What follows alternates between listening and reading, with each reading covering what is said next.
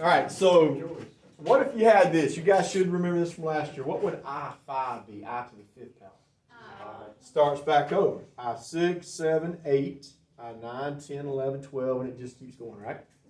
So I could ask you, what is I to the 703rd power? You know it's that one. It's negative I. I'll show you how to do that in a minute. All right, so 1, 2, and 3, guys, we should know how to do because we're just going to type them in the calculator. Okay? Look at number 1, root 98. The other calculators sure do radicals a lot better than these. What I want you to do, you know the negative, you're going to bring that out and it's going to be an I, right? So really, we're just typing in root 98. So how did we do that on these calculators? Do y'all remember? We hit the program button right in the middle, right above the cosine key. Find it, Taylor. Program button. Everybody see it? Hit the program button. What does it say?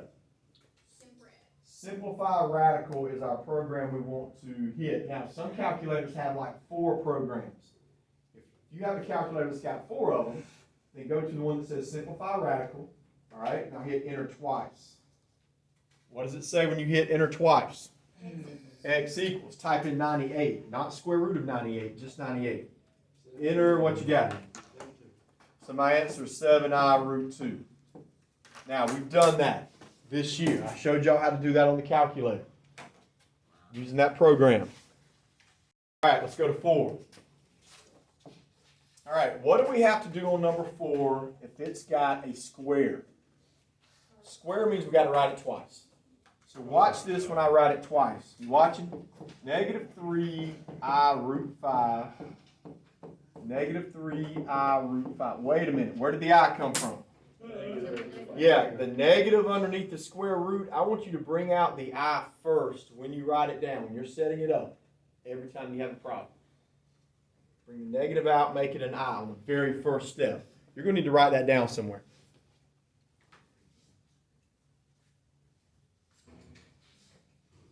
All right, so is this a FOIL method problem? Let's look. Guys, is there a plus or minus there or there in between the number and the root? No. Then it's not a FOIL method problem. We can't FOIL it out. All we can do is just straight multiply it out. What do I mean by that? What's negative 3I times negative 3I?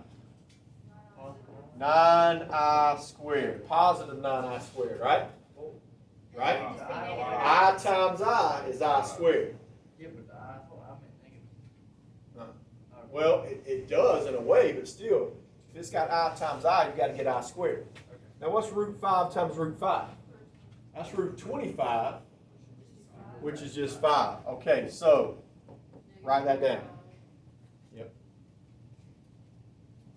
Now, you should be able to find an answer from there. 9 times 5 is 45, right? What does the I squared change into? I squared is negative 1, so our answer is negative 45. If you don't remember any of the other 3, remember that I squared is negative 1. That is used over and over and over. The other 3, they're not used that much.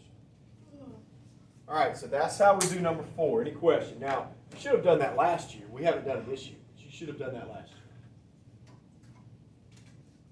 All right, number 5. Let's just straight multiply it out. What's 3 times 6? 18. I got an I1 and an I3. Add them up. I4. Does everybody see how we got 18I4? All right, what takes the place of I4? So it's 1 times 18. 18, good.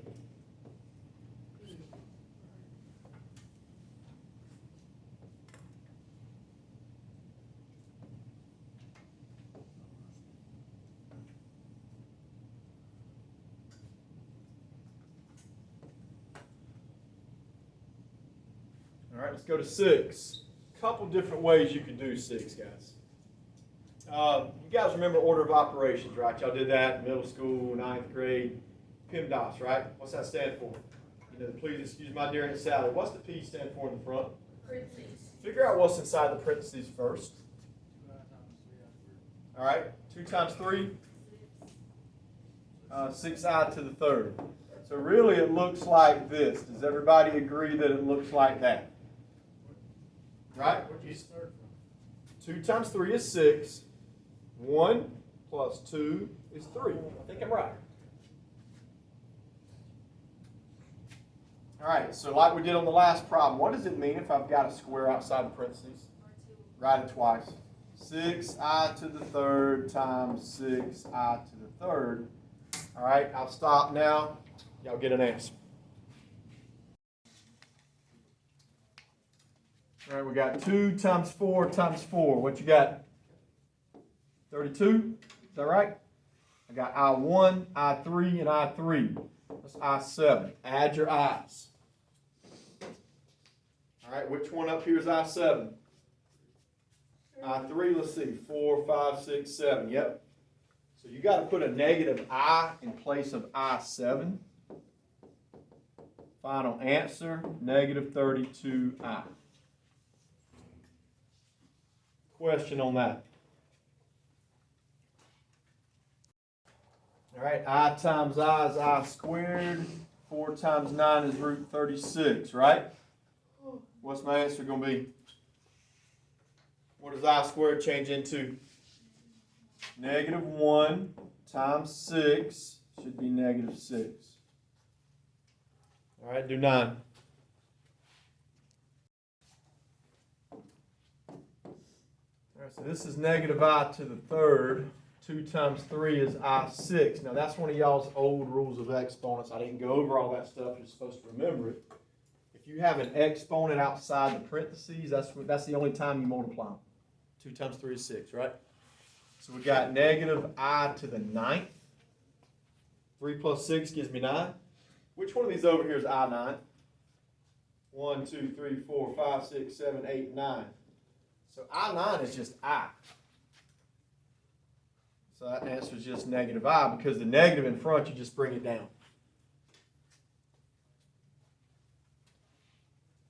Yep. All right, let's go to number 10.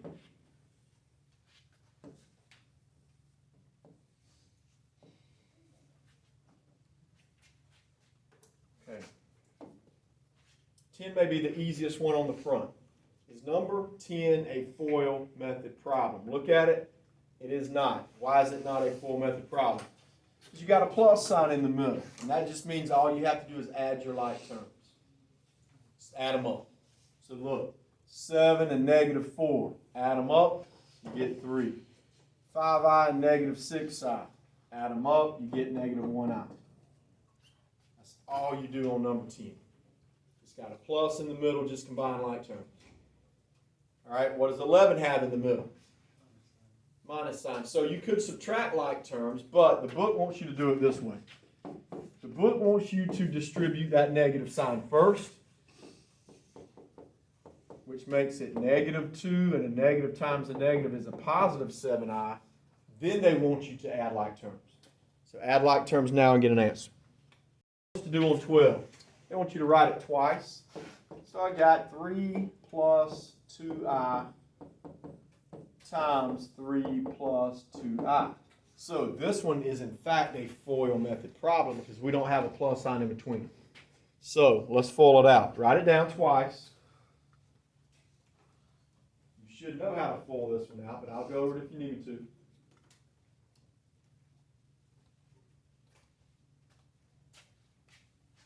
All right, do it with me. What's 3 times 3? What's next? 6i. What's next? 6i again. Now watch this. 2i times 2i is 4i squared, right?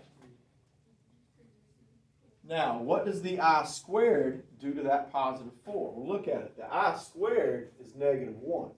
So that's really like saying negative 1 times 4, which is just a minus 4. So if you want to mark that out and just put minus 4 at the end. All right, so now combine your like terms. What's my answer? 9 minus 4. I got 5. What's 6i plus 6i? 12i. It's not 12i squared. The only way it's an I squared is if you're multiplying. So I showed you 12. Y'all do 13 now the same way. All right, 14. We don't have to really FOIL out 14. We might have to distribute a little bit. We don't have to FOIL anything. What do I give when I times these two? 5i squared. All right, yep. Over here, 7i, I times I is minus I squared. So the first thing I've done is just went through and multiplied everything I could. Now let's go back and fix it like Matthew was saying. This I squared does what to that 5? Makes it negative 5. Now look here, this one's tricky. Some kids miss this one in first block. What does that I squared right there do to that negative 1? Won't that make it a positive 1? A lot of kids miss that. All right, so what's your answer going to be? Negative 5 plus 1 is negative 4. Just put the 7i on the end. All right, I showed you that one. 15 is just like that. Do 15 the same way.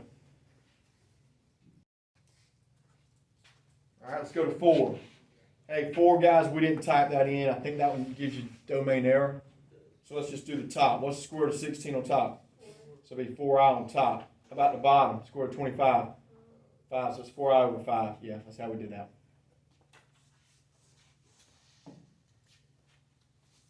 All right, I don't think the calculator would let us do number 5 either. Does it give you domain error? All right, so, but it's okay, Jacob, because we did this a couple weeks ago by hand, so we'll do it by hand right now. Yep. So, you know you got to take the I out, that's the negative, right, Harlan? Harlan, do you remember 6 weeks ago when we had this, you can't have a square root on the bottom, how did we fix it? Yeah. You take whatever's on the bottom and you multiply it on both sides. All right, we've done this, so you're going to have to do, you know, the old calculators would do them. There might be a way on here you can do them. I just don't know. So if y'all figure it out, show it. There's a way you can plug in I and you don't even have to do the word. I'd love to see it. Like I didn't do. I don't want a decimal answer though. No, it's at the No, bottom, like there's it an I. gives you. It's Got an I at the bottom. So you can plug in I root 2 over root 7. Try it. All right, so look, on top we got I root 14. On bottom we got 7. That's your answer. All right, how did we get that? 2 times 7 gave me 14 on top, right? On the bottom, root 49 is just 7. So I want you to do number 6, just like we did number 5.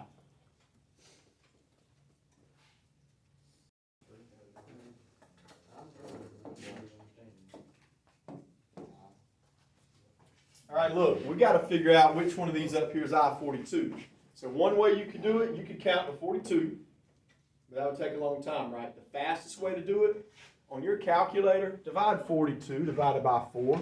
Tell me what it gives you. Or you can put in I. Yeah, I root 42. right here. I root 42? Yeah. Yeah, Right that here. gives you negative 1. You can do the second button. Second And I, then you do that. and then you. Yeah, but then you can hit exponent 42, not root 42. That's what we Yeah. meant. You said root 42. We Exponent. meant. And then it gives you- Would it give it to you on negative, or let's try it on all of, like try it on 8. On Can we- 8 I it did. gives you. On 8 it gives you negative I. Does it really? Okay. All right, so you can do these on the calculator. If you don't want to do them their way, the way I normally do it, divide 42 divided by 4. What does it give you?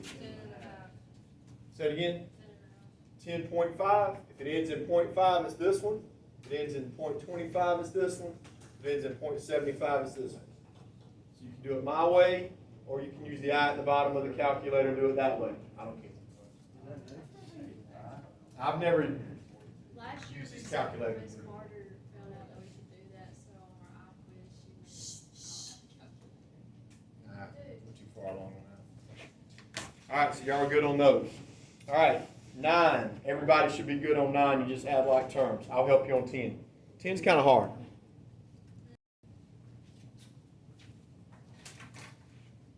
All right, 11 and 12 look really, really easy.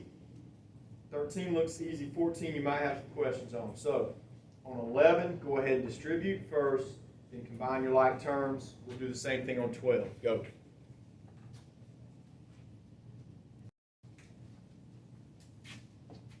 All right, so number 11, I got negative 12 plus 48i plus 15 plus 21i answer, I can add those up and get 348 plus 21, what's that, 69I. Check my 11, go to 12. All right, I got 28 minus 10, which is 18, negative 4, I got plus 26I. Check that one. Is that good? All right, look at 13. Is 13 going to be a FOIL method problem? Well, they want you to write it twice. You got 3 minus 4I times 3 minus 4I. Yep, I don't have a plus in between. Pull that one out. Let's see what you get.